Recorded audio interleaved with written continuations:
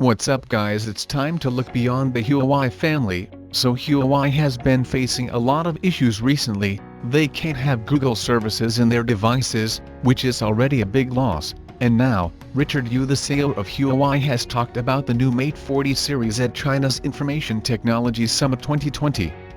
He mentioned that Mate 40 series be the last device powered by this Kirin processor. The Kirin 9000 chipset is expected to be announced in the upcoming IFA 2020 in Berlin before appearing in Huawei's flagships. However, this 5nm processor will be the last to power a Huawei flagship, because the United States won't allow TSMC, which was making these Kirin chipsets for Huawei phones, sell or manufacture further to Huawei after mid-September. And honestly, this is the biggest loss ever happened to Huawei.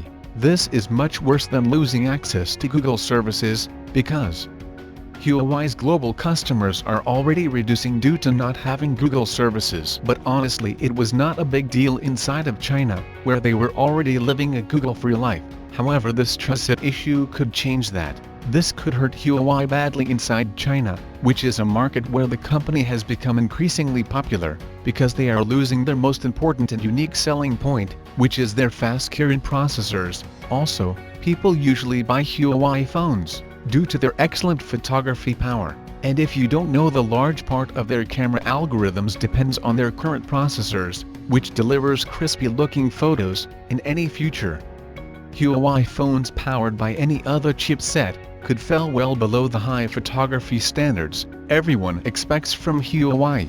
Anyway, Huawei is looking for another chip maker, and I believe that Mediatek will be the next chip maker for Huawei phones, because Huawei has already begun using Mediatek chips for some of its more affordable phones. But let's see what Huawei ends up doing. Huawei needs to solve this issue as soon as possible, because this could end up Huawei's career badly, because people inside of China will not buy any smartphone with not having a powerful chipset, and also not having Google services. Anyway, let's hope for the best, and I believe in Huawei that they can't solve this issue. So what do you think about it? Do let me know your thoughts on that in the comments down below. And if you like this video, subscribe the channel will be amazing. My name is Arjun, this is Digital Outside. I'll catch you in the next one.